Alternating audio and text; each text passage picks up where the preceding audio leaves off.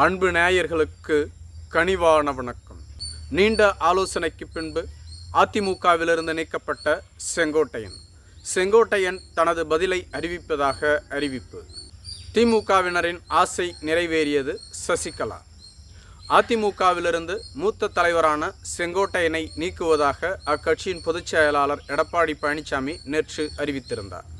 பசும்பொன்னில் நடைபெற்ற முத்துராமலிங்க தேவர் அவர்களின் 118வது குரு பூஜை விழாவில் கட்சியிலிருந்து நீக்கப்பட்ட டிடிவி தினகரன், சசிகலா மற்றும் ஓபிஎஸ் போன்றோர்களோடு சென்று பூஜை நடத்தினார்.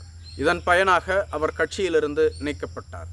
இவர் கட்சியிலிருந்து நீக்கப்படுவதற்கு முன்பாக எடப்பாடி பழனிசாமி அவர்களின் சேலம் மாநகர் சாலையில் உள்ள அவரது இல்லத்தில் அதிமுகவின் முக்கிய தலைவர்களோடு 1 மணி நேரமாக ஆலோசனை நடந்தது. இந்த ஆலோசனை கூட்டத்தில் பொருளாளர் திண்டுக்கல் சீனிவாசன், சட்டமன்ற எதிர்க்கட்சி துணைத் தலைவர் ஆர்பி உதயகுமார், துணை பொதுச் செயலாளர் நத்தம் விஸ்வநாதன், கேபி முனுசாமி, தலைமை நிலைய செயலாளர் எஸ்பி வேலுமணி போன்றோர்கள் உடன் இருந்தார்கள்.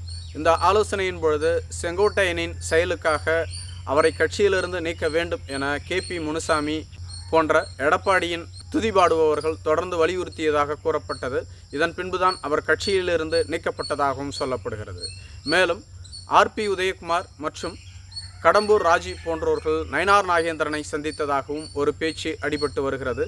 இவர்கள் செங்கோட்டையன் நீக்கம் குறித்து ஆலோசித்ததாக ஒரு சிலர் கூறினாலும் ஆர்பி உதயகுமார் அவர்களோ எனது சகோதரரின் மகனுக்கு திருமணம், எனவே அந்த அழைப்புதழை வைப்பதற்காக எடப்பாடி பழனிசாமியிடம் ஆலோசனை பெற்ற பின்புதான் நாங்கள் இருவரும் நயினார் நாகேந்திரனை சென்று சந்தித்தோம். அழைப்புதழ் மட்டுமே வைத்திருந்தோம். செங்கோட்டையன் நீக்கம் குறித்து நயினார் நாகேந்திரனிடம் நாங்கள் பேசவில்லை. செங்கோட்டையன் நீக்கம் அது அதிமுகவின் உட்கட்சி பிரச்சனை. அது குறித்து நாங்கள் எதற்காக பாஜகவிடம் பேச வேண்டும்? அதிமுக மற்ற கட்சிகளிடம் ஆலோசனை பெற்று செயல்படக்கூடிய ஒரு கட்சி இல்லை. பாஜகவை விட தமிழகத்தில் வளர்ந்த கட்சி அதிமுக. எனவே அதிமுகவினரிடம் ஆலோசனை பெறக்கூடிய நிலையில் நாங்கள் இல்லை என தெரிவித்திருந்தார். மேலும் செங்கோட்டையன் நீக்கத்திற்கு சசிகலா அவர்கள் எடப்பாடி பழனிசாமிக்கு கண்டனம் தெரிவித்திருந்தார். செங்கோட்டையன் அவர்கள் எம்ஜிஆர் காலத்து அரசியல்வாதி. அம்மா அவர்களுக்கு தேர்தல் பிரச்சார சாரதியாக வலம் வந்தவர். அம்மாவிற்கு தேர்தல் பிரச்சாரத்தின் பொழுது எந்தெந்த இடங்களில் பயணிக்க வேண்டும் என ஆலோசனை கூறுபவர். இதுவரையிலும் செங்கோட்டையன் அவர்கள் 8 தேர்தல்களில் வெற்றி பெற்றுள்ளார். ஒரே ஒரு தேர்தலில் மட்டுமே தோல்வி அடைந்துள்ளார். ஒருமுறை போட்டியிட அவருக்கு வாய்ப்பு வழங்கப்படவில்லை. தமிழகத்தில் கலைஞர், துரைமுருகனுக்கு அடுத்தபடியாக அதிக தேர்தல்களில் வெற்றி பெற்றவர். அதிமுகவில் அதிக முறை வெற்றி பெற்றவர். செல்வி ஜெயலலிதா அவர்களே தோற்றபோது வெற்றி பெற்ற ஒரு பெரும் தலைவர்.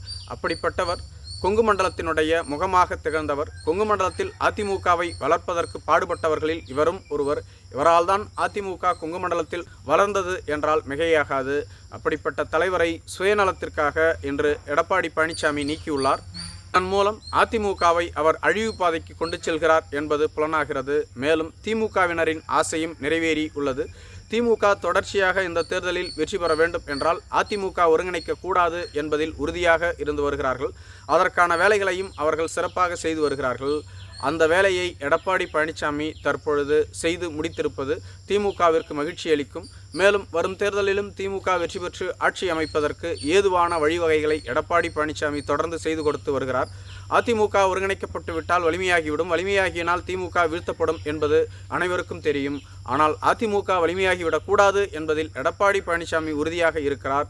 அதுதான் வேதனையான விடயமாக இருக்கிறது என சசிகலா கூறியுள்ளார். மேலும் செங்கோட்டையன் அவர்கள் பசும்பொன்னில் பேட்டி அளிக்கும் பொழுதே என்னை அதிமுகவிலிருந்து நீக்கட்டும், அதைத்தான் நானும் எதிர்பார்த்து காத்துள்ளேன். அதிமுக ஒருங்கிணைக்கப்பட வேண்டும் என்பதற்காக என்னை கட்சியிலிருந்து நீக்குகிறார்கள் என்றால் அதை மகிழ்ச்சியோடு ஏற்றுக்கொள்வேன். அதிமுக ஒருங்கிணைக்கப்பட வேண்டும், வலிமையான இயக்கமாக மாற வேண்டும் என்பதில் நான் உறுதியாக இருக்கிறேன் என குறிப்பிட்டிருந்தார். மேலும் நேற்று செய்தியாளர்களை சந்தித்த செங்கோட்டையன் இன்று அனைத்தை பற்றியும் நான் தெளிவாக கூற உள்ளேன் என குறிப்பிட்டுள்ளார். இதன் மூலம் பரபரப்பு தொற்றிக் கொண்டுள்ளது. நன்றி.